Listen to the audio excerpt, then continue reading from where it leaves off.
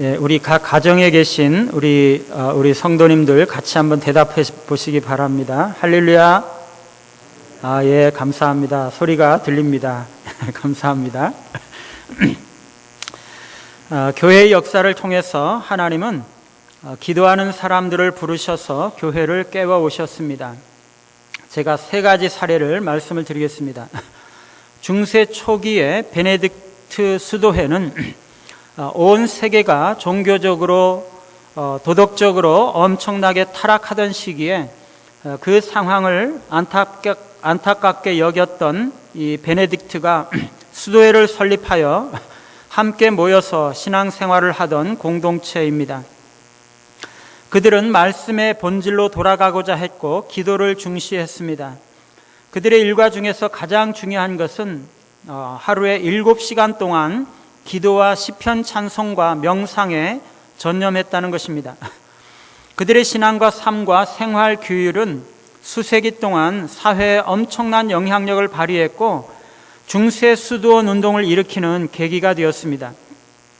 이 수도원을 따라서 계속적으로 수많은 수도원들이 세워짐으로 세상과 교회를 위해서 일했던 수많은 위대한 사람들이 배출되었습니다. 수도원 운동의 가장 중심에는 하나님 나라를 구하는 기도에 전념한 기도 운동이 있습니다. 이 수도원 운동은 영적으로 타락하고 어두운 중세의 1000년 기간 동안 교회와 대도시의 세속성과 부도덕성의 경종을 울리면서 참다운 기독교의 명맥을 유지했고 종교개혁에 영향을 미쳤습니다. 종교개혁이 이루어지고 약 1세기 반이 지났을 때 교회가 교리에만 집착하여 영적인 능력을 잃어버리고 신앙이 화석화되고 메말라갈 때 진젠도르프는 경건주의의 영향을 받아서 초대 교회의 이상적인 공동체를 꿈꾸며 모라비안 형제단을 조직했습니다. 그들은 개인의 경건과 성경 공부, 기도를 강조하면서 하나님과의 인격적인 교제를 지속하는 운동을 이어갔습니다. 특히 그들은 남자 24명, 여자 24명, 이 사람들이 하루 24시간 동안을 일주일 내내 쉬지 않고 릴레이 기도를 했고 이러한 전통은 100년 이상 지속되었습니다. 이런 기도 운동이 강력한 성령의 임재와 역사를 가져왔고 선교 운동으로 발전했는데 수많은 형제들이 아무도 가고자 하지 않는 선교지에 자신들의 관을 제작해서 가지고 나가면서 어떤 일이 있어도 자기는 그 선교지에서 삶을 바치겠다고 결단하고 헌신했던 것입니다. 당시 유명한 선교단체인 덴마크의 할레 선교단이 150년 동안 60명의 목회자 선교사를 파송했는데 이 모라비안 형제단은 같은 기간 동안에 2158명의 평신도 선교사를 파송했습니다. 그들의 선교 활동은 현대 선교의 초석을 마련해 주었습니다. 조나단 에드워드의 기도 합주회는 미국의 대각성 운동에 큰 영향을 끼쳤는데 이것은 원래 조나단 에드워드 자신이 시작한 것은 아니었습니다. 맨 처음에 스코틀랜드에서 한 목회자의 집에서 영적 대각성이 일어나서 부흥의 불길이 스코틀랜드 전 지역으로 번져나갔고 하나님 나라를 구하는 기도 운동이 확산되기 시작했습니다. 그래서 그때 스코틀랜드의 목회자들이 어떻게 전 세계적인 기도의 연대를 형성할까 고민하면서 미국에 있었던 조나단 에드워즈와 서신을 교환하는 가운데 1년에 분기별로 4차례 11월, 2월, 5월, 8월 첫 번째 화요일을 기도의 날로 정해서 온종일 기도하는 운동을 시작했습니다. 조나단 에드워즈는 기독교의 부흥과 이 땅의 그리스도의 왕국의 확장을 위해서 세계적인 하나님의 백성들 가운데 연합해서 기도 운동을 할 필요성을 깨닫고 미국에서도 부흥을 갈망하는 연합 기도 운동을 이어나갔습니다. 이러한 기도 운동은 미국의 제1차 대각성 운동으로 이어졌고 제2차, 3차, 4차 대각성 운동이 계속적으로 나타났던 것입니다. 사랑하는 여러분, 하나님은요, 어두운 시대에 기도하는 사람들을 부르셔서 기도하게 하시고 그들의 기도를 통해서 영적 각성과 부흥이 오게 하셔서 죽어가는 교회를 살리시고 그들을 통해서 교회의 영광스러움을 나타내시고 깨어난 교회와 성도들을 통해서 온 세계에 그분의 복음을 전하시는 일들을 교회 역사를 통해서 반복적으로 행해 오셨던 것입니다. 조나단 에드워즈는 교회 역사에서 기도, 부흥, 선교의 패턴이 존재한다는 것을 보았습니다. 말하자면 중보기도, 영적 각성, 세계 복음화가 공식처럼 순서대로 이루어진다는 것입니다. 사랑하는 여러분, 우리가 기도하면 교회가 세워지고 우리가 기도하면 부흥이 오는 것입니다. 여러분, 우리가 이 시대의 어두움을 볼수록 우리는 기도해야 합니다. 우리의 신앙이 연약해지고 무기력해지고 너무나 메말라버린 신앙을 경험할 때마다 우리는 기도해야 합니다. 우리가 기도하면 하나님께서 우리에게 성령을 보내주시고 우리에게 부흥을 경험하게 하시는 것입니다. 오늘 말씀은 특별히 온 교회가 합심해서 기도할 때 하나님께서 응답하신다는 말씀을 담고 있습니다. 오늘 말씀은 크게 세 단락으로 나누어 볼 수 있습니다. 첫 번째로 1절부터 4절까지는 야고보의 순교와 베드로의 투옥입니다. 두 번째 장면은 5절부터 10절까지인데 교회의 합심 기도에 대한 응답으로 베드로가 옥에서부터 기적적으로 탈출하는 것입니다. 세 번째 단락은 11절부터 19절로 베드로가 교회에 간증을 하고 피신하는 이야기를 담고 있습니다. 우리가 이것을 차례로 살펴보겠습니다. 첫 번째, 야고보의 순교와 베드로의 투옥입니다. 1절에 보면 헤롯이 손을 들어서 교회 중 몇 사람을 칼로 해하려 하고 있습니다. 지금까지는 교권주의자들이 백성들을 선동해서 교회를 핍박했는데 이제는 전혀 다른 양상이 나타나고 있습니다. 이 세상의 권력자들이 교회를 해치려고 하고 있는 것입니다. 이 헤롯은 헤롯 아그리빠로서 예수님이 탄생했을 때 예수님을 죽이려 했던 헤롯 안디바스의 조카입니다. 그는 로마에서 야망 있는 정치가였는데 유대와 사마리아와 갈릴리의 왕이 되고 나서 유대인들에게 잘 보이는 것이 그의 정치적인 생명이라고 생각했던 사람입니다. 그래서 이 원수가 끊임없이 교회를 해치려고 하는 것입니다. 그래서 헤롯은 먼저 요한의 형제 야고보를 칼로 죽입니다. 이 야고보는 예수님과 함께 변화산에 올라가기도 하고 겟세마네 동산에서 예수님과 함께 있었던 세 제자 중에 한 사람입니다. 그런데 여러분, 왜 야고보가 죽어야 하는 것입니까? 왜 아무 죄 없는 야고보가 헤롯의 칼에 죽어야 하는 것입니까? 야고보가 살아 있었더라면 더 많은 일들을 할 수도 있었을 텐데 왜 하나님은 야고보와 같은 교회 지도자를 죽도록 내버려 두시는 것입니까? 사랑하는 여러분, 이것이 이상한 일이 아닙니다. 교회가 세상으로부터 핍박을 받는 것은 단지 교회가 그리스도에게 속했기 때문입니다. 제자들은 스승보다 낫지 못합니다. 세상이 그리스도를 미워했기 때문에 교회가 세상에게 미움을 받는 것은 너무나 당연합니다. 교회가 세상에서 핍박을 당하는 것은 너무나 당연한 일이라고 우리는 이해해야 합니다. 그런 시련을 통해서 교회가 강성해지는 것입니다.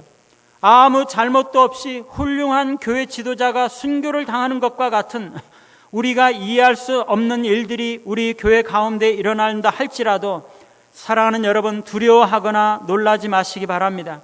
그 모든 것들이 하나님께서 허락하시는 일들입니다. 우리가 그것을 다 이해할 수는 없다 할지라도 하나님이 그런 일들을 허락하시는 것입니다. 그런 일들을 통해서 교회가 강해지는 것입니다. 어쩌면 하나님은 교회로 하여금 예루살렘에만 남아있지 말고 여러 나라로 흩어지게 하기 위해서 핍박을 허용했을지 모릅니다.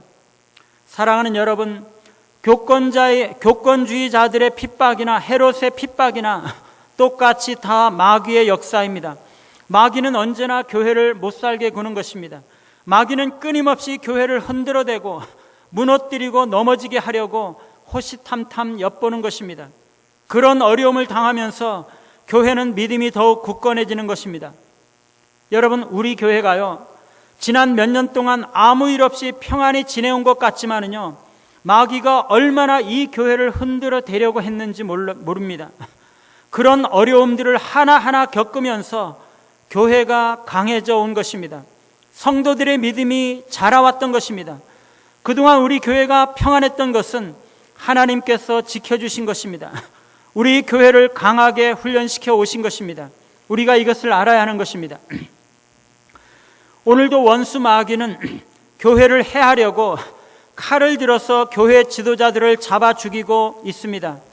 헤롯이 야고보를 칼로 죽이니까 유대인들이 막 좋아하고 기뻐합니다. 그러자 헤롯은 베드로도 잡으려고 했습니다. 유대인들의 환심을 사서 자신의 정치적인 입지를 굳히려고 하는 것입니다. 이때가 무교절인데 유대인들이 애굽에서 나온 것을 기념하는 유월절 다음 일주일, 급히 누룩 없는 떡을 먹어야 했던 것을 기념하는 절기가 바로 이 무교절입니다. 유월절과 무교절을 합쳐서 그냥 유월절 혹은 무교절이라고도 부릅니다. 이렇게 유대인들이 많이 모일 때 헤롯은 베드로를 잡아 가둡니다. 헤롯은 이 유월절 기간이 지나면 베드로를 백성 앞에서 끌어내어 죽이고자 하는 것입니다.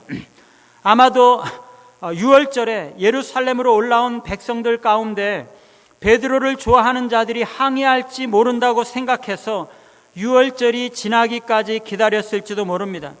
그래서 베드로를 옥에 가두고 군사 내식인 네 패에 맡겨 지킵니다. 말하자면 16명의 무장한 군인들이 4명씩 4교대로 밤새 베드로 한 사람을 지키는 것입니다.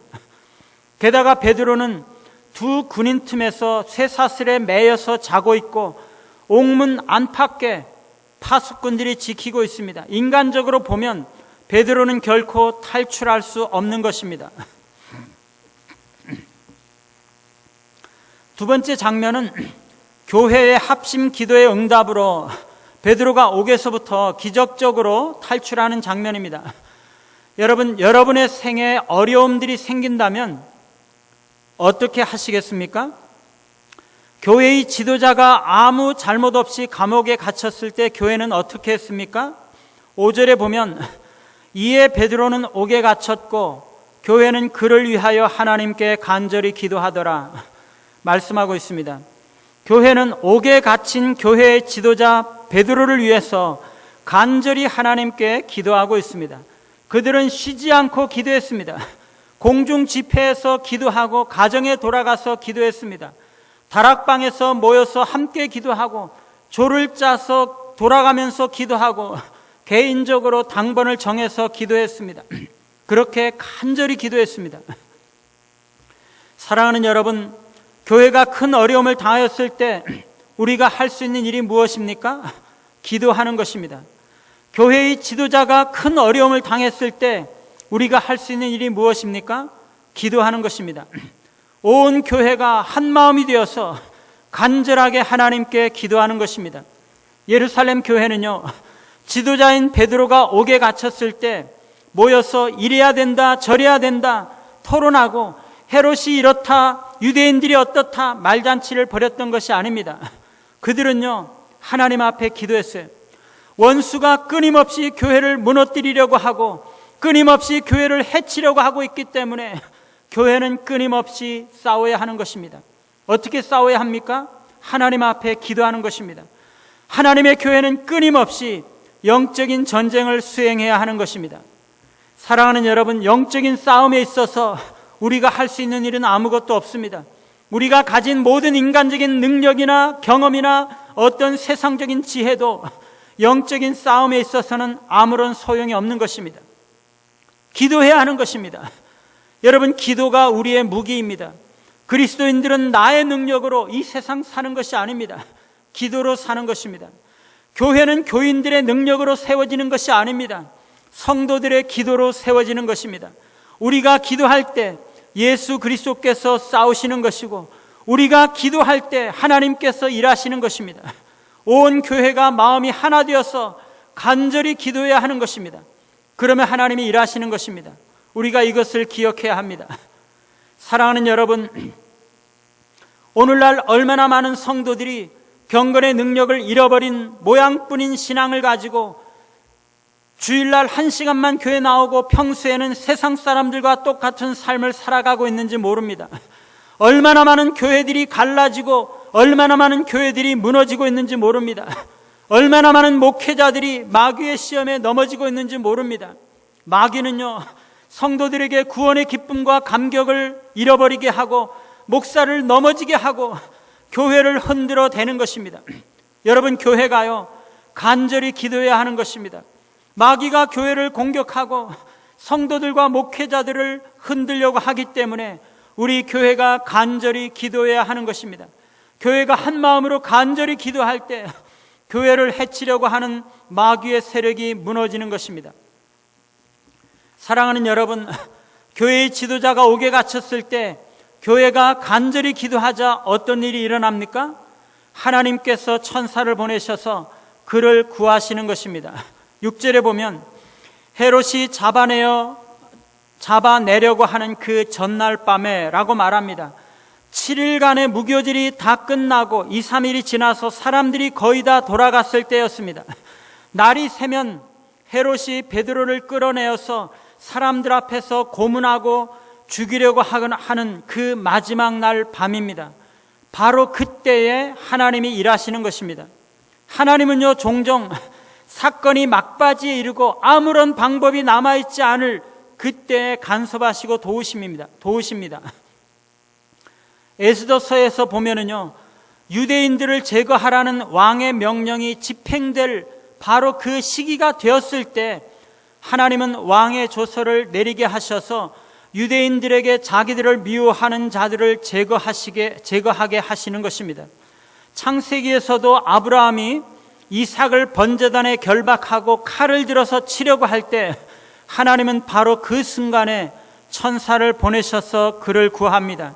그렇기 때문에 우리는 어려움이 해결될 아무런 조짐이 없을 때에도 끝까지 믿음으로 기도해야 하는 것입니다. 마지막 순간에 하나님이 도우시기 때문입니다. 오늘도 헤롯이 베드로를 잡아내려고 하는 바로 그 전날 밤에 하나님께서 천사를 보내셔서 베드로를 구하시고 계시는 것입니다. 여러분, 그 마지막 날 밤 베드로가 무엇을 하고 있습니까? 베드로는 두 군사 틈에서 누워 쇠사슬에 매여서 자고 있습니다. 여러분, 베드로가 무엇을 하고 있다고요? 베드로는요, 자고 있어요. 베드로는 아무 염려가 없습니다. 천하태평입니다. 여러분, 이 상황에서 잠이 오겠습니까? 여러분 같으면 어떨 것 같습니까? 오늘 밤이 지나면 사람들 앞에 끌려나가서 고문을 당하고 죽임을 당할지 알지 못하는 이 절박한 위기의 순간에 여러분 같으면 잠이 오겠습니까? 왜 이렇게 천하태평입니까? 하나는요, 교회의 기도 때문에 그가 평안을 누린다고 볼 수 있습니다. 교회가 베드로를 위해서 간절히 기도하기 때문에 하나님의 평강으로 베드로에게 채우시는 것입니다. 또 하나는요, 믿음의 표현입니다. 베드로는요, 원래는 베드로가 그런 사람이 아니었어요. 베드로가 전에 배를 타고 바다를 건너가고 있었을 때 예수님이 배 안에서 자고 있었는데 바다에 풍랑이 일자 베드로는 다른 제자들과 함께 당황하면서 막 허둥대는 것입니다. 그러면서 예수님을 막 흔들어 깨우면서 예수님이여, 우리의 죽게 된 것을 돌아보지 아니하시나이까, 그렇게 말했던 사람이었습니다. 그때 예수님께서 어찌하여 이렇게 무서워하느냐, 너희가 어찌 믿음이 없느냐, 이렇게 책망하셨습니다. 그런 베드로가요, 이제 날이 밝으면 헤롯 앞에 끌려가서 수많은 사람들 앞에서 고문을 당하고 목베임을 당하게 될 것인데 그것을 아는 듯 모르는 듯 태평하게 감옥 안에서 잠을 자고 있는 것입니다. 여러분, 베드로가 변했습니다. 완전히 딴 사람이 되었습니다. 왜 그렇게 변했습니까? 베드로는요, 예수님의 죽음 이후에 깊이 절망했다가 부활하신 예수님을 만나고 예수님이 승천하시는 것을 경험했습니다. 그러고 나서 베드로는 오순절날 불과 같은 성령께서 폭포수와 같이 내려오시는 것을 체험했습니다. 그러고 나서 베드로는 성령의 사람, 믿음의 사람이 되었던 것입니다. 그래서 내일 무슨 일이 있을지 염려하지도 않고 두려워하지도 않습니다. 여러분도 그런 태산과 같은 믿음과 평강을 가지신 믿음의 사람, 성령의 사람이 되시기를 다 바랍니다. 옥문 안에서 베드로가 양팔을 쇠사슬로 두 군사에게 매인 채 두 군사 틈에서 누워서 자고 옥문 밖에서는 또 두 파수꾼이 지키고 있었는데 갑자기 천사가 나타나는 것입니다. 7절에 보면 호련히 주의 사자가 나타나며 옥중에 광채가 빛나며 또 베드로의 옆구리를 쳐 깨워 가로되 급히 일어나라 하니 쇠사슬이 그 손에서 벗어지더라 말합니다. 여러분, 하늘에서 주의 사자가 파견된 것입니다. 호련히 주의 사자가 나타나 베드로 곁에 섭니다.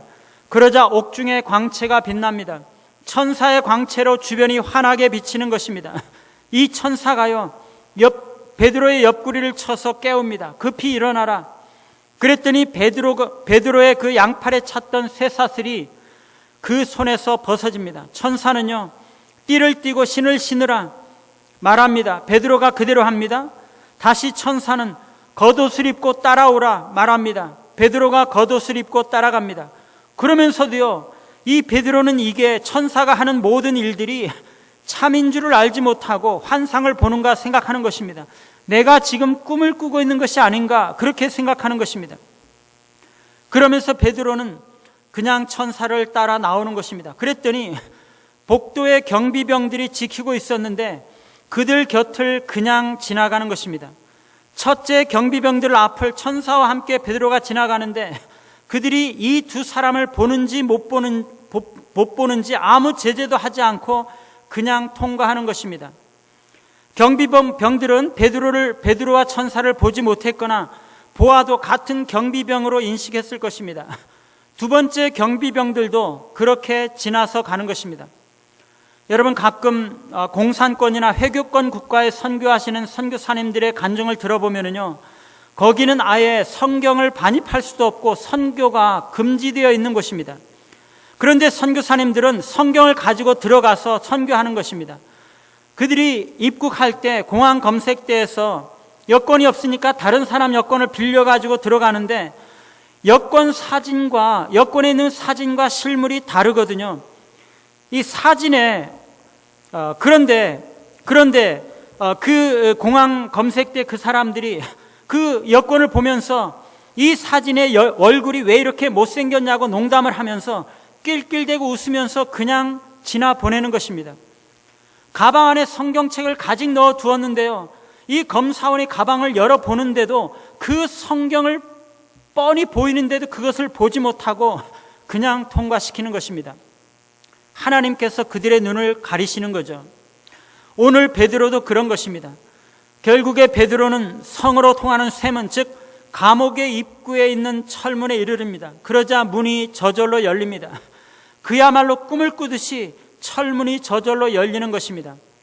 여러분, 하나님이 함께 가시는 곳에는요, 문이 저절로 열립니다. 모든 장애물들이 굴복하고 엎드리고 저절로 피하는 것이에요. 그런데 어떤 사람들은요, 어떻게 천사가 나타나서 베드로를 끌고 감옥에서 나올 수 있을까 그렇게 생각합니다.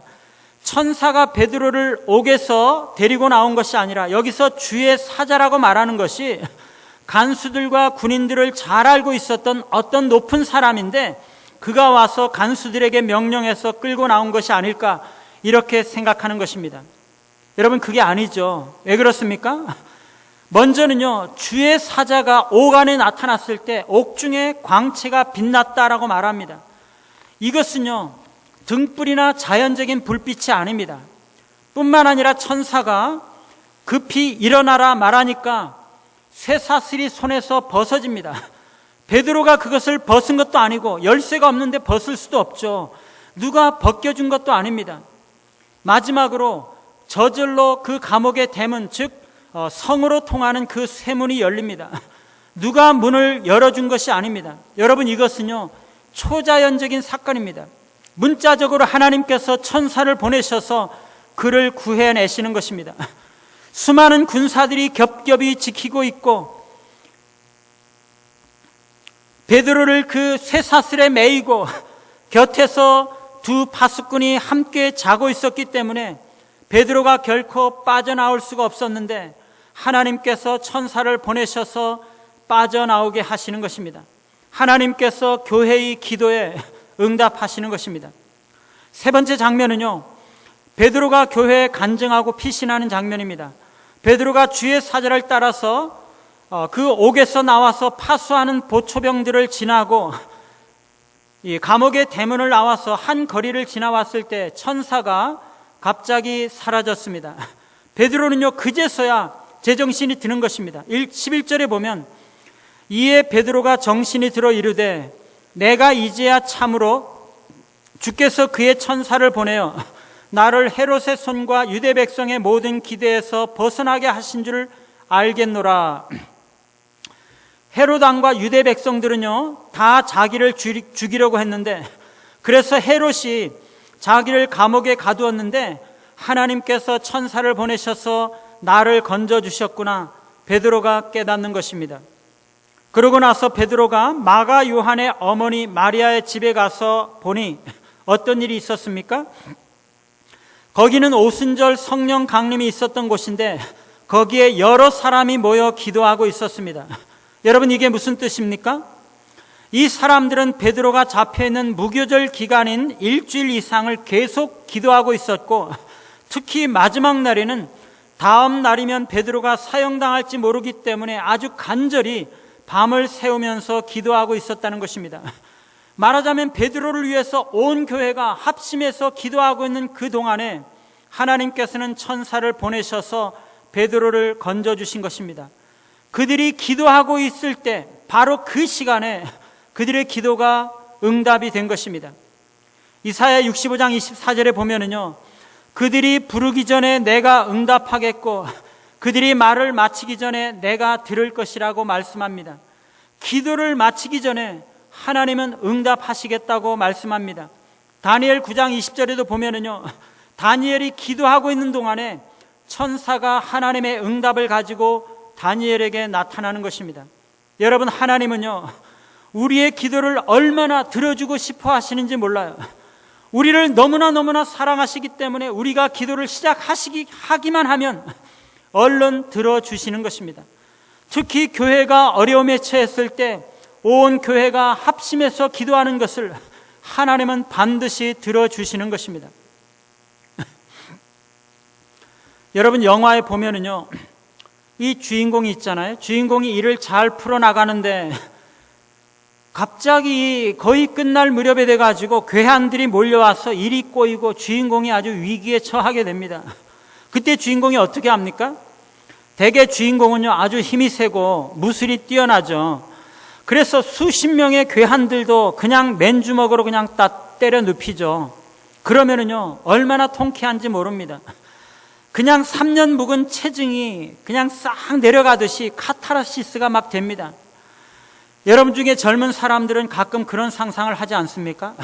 괴한들이 몰려와가지고 큰 어려움에 처했을 때 그들을 다 처치하고 정말 예쁜 여자를 구해내고 등등, 그런 상상을 해보신 적 없으세요?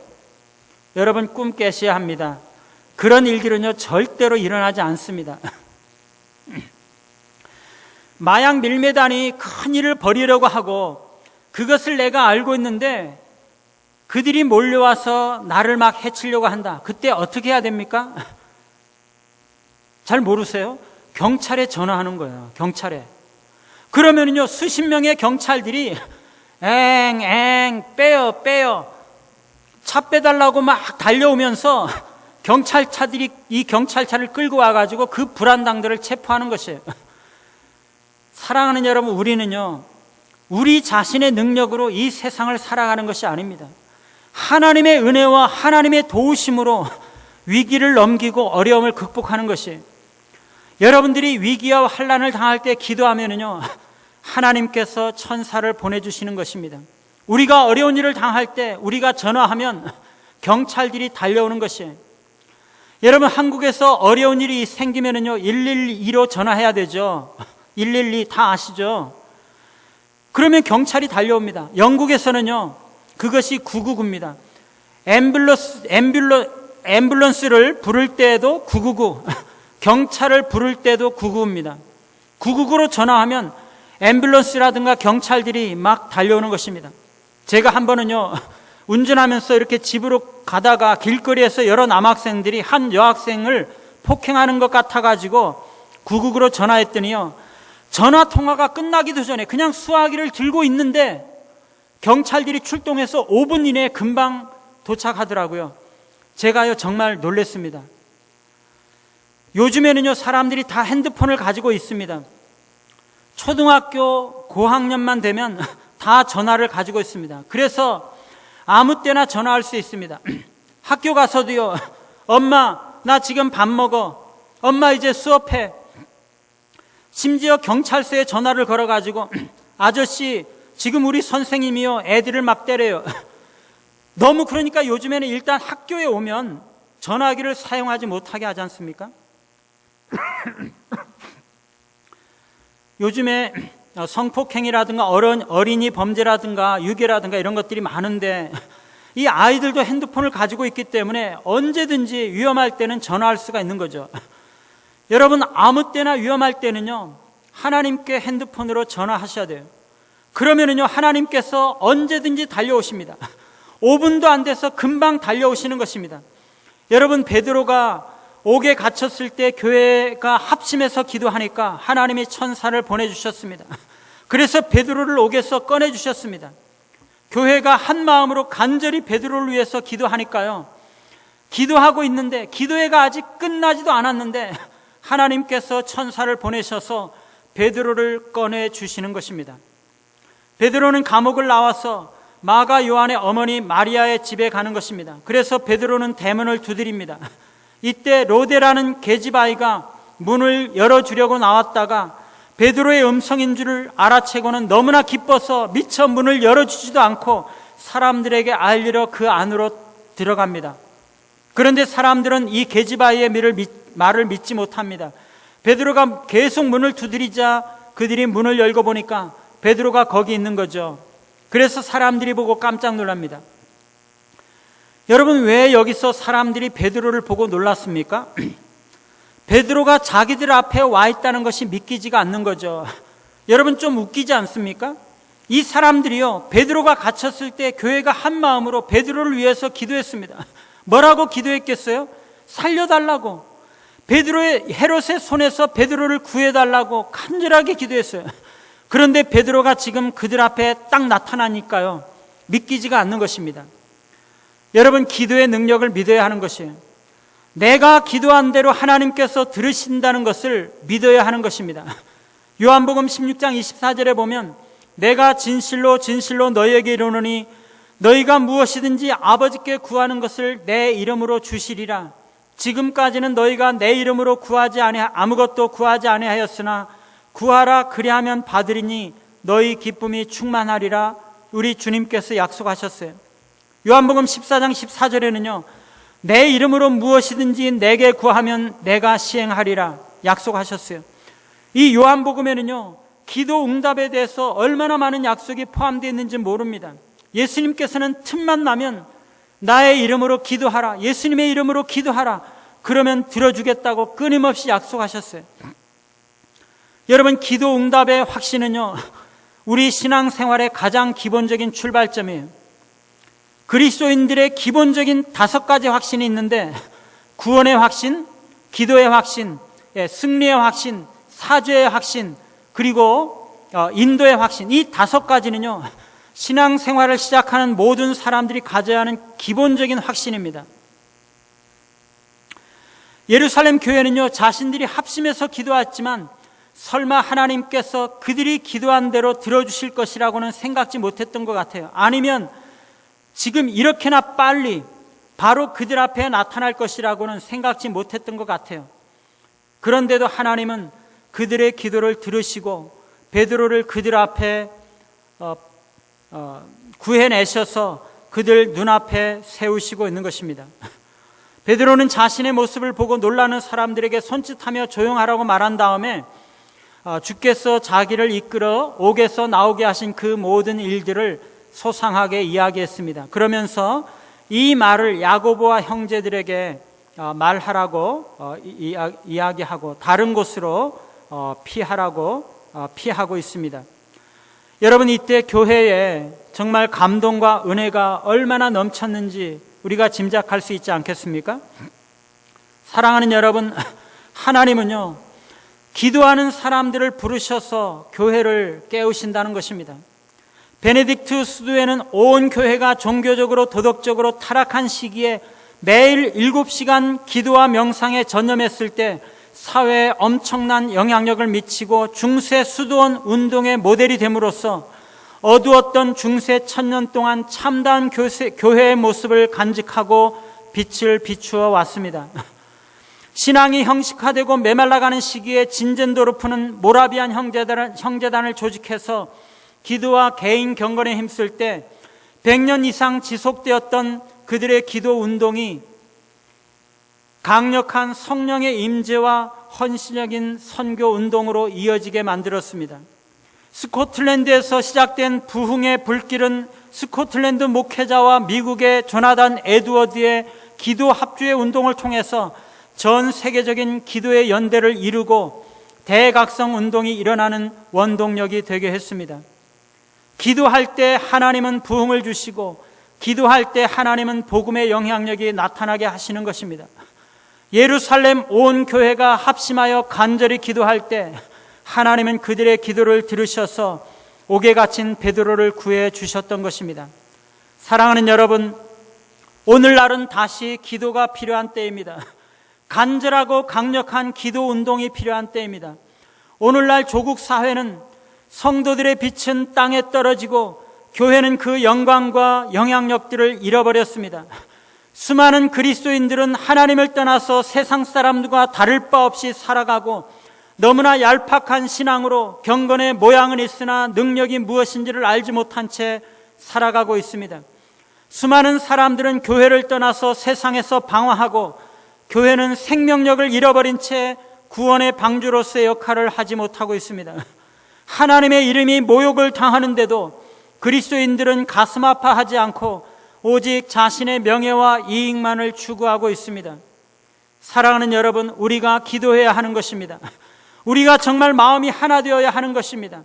원수 마귀가 끊임없이 교회를 공격하고 끊임없이 우리 성도들을 대적할 때 우리 모두가 그리스도의 마음을 가지고 하나님 아버지의 마음을 가지고 우리 공동체가 한 마음으로 교회를 위해서 깨어 기도해야 하는 것입니다. 주님은 2-3 사람이 내 이름으로 모인 곳에 나도 함께 있겠다고 약속하시고 무엇이든지 땅에서 매이면 하늘에서도 매이고 땅에서 풀면 하늘에서도 풀리리라고 말씀하셨습니다. 온 교회가 합심해서 한 마음으로 합심해서 기도할 때 하나님께서 들으시는 것입니다. 하나님은 온 교회가 기도하는 것을 얼마나 기뻐하시고 얼마나 들어주시기를 원하시는지 모릅니다. 기도를 끝내기도 전에 하나님께서 들으시는 것입니다. 오늘 우리는 온 교회가 합심해서 기도할 때 하나님께서 강력한 성령의 임재와 역사를 일으켜 주시고 하나님 나라를 이 땅에 이루시는 놀라운 일들을 이루실 줄을 믿고 이번 주부터 매주 월요일 저녁 9시부터 10시 사이에 기도 합주회를 실시하고자 합니다. 그 시간에 여러분 온 교회가 우리 교회와 조국 교회의 부흥이 일어나고 이 땅에 하나님의 나라가 확장되게 해달라고 기도해 주시기를 바랍니다. 내 영혼이 병들었고 내 신앙이 메말랐고 교회와 성도들이 그 영광을 잃어버렸다는 것을 깨닫고 가슴 아파하는 자들마다 기도 합주에 동참하시기를 바라고 이 교회에 하나님의 부흥이 오게 하고 조국 땅에 하나님의 나라가 확장되고 내 인생에 하나님께서 다시 찾아오셔서 영광스러운 인생을 살고자 하는 모든 사람들마다 이 기도 합주에 동참해서 우리를 통해서 다시 한번 성령과 복음의 능력을 나타내시는 하나님의 역사를 경험하시기 바랍니다. 어두운 시대마다 기도하는 사람들을 부르셔서 하나님의 교회를 회복하시고 이 세상을 복음화하기 위해서 사용하셨던 하나님께서 오늘날 기도 합주회를 시작하는 이 교회와 모든 성도들 가운데 과거에 보여주셨던 놀라운 부흥과 하나님의 나라의 역사를 바로 우리들을 통해서 이루어 가시기를 간절히 바라는 것입니다.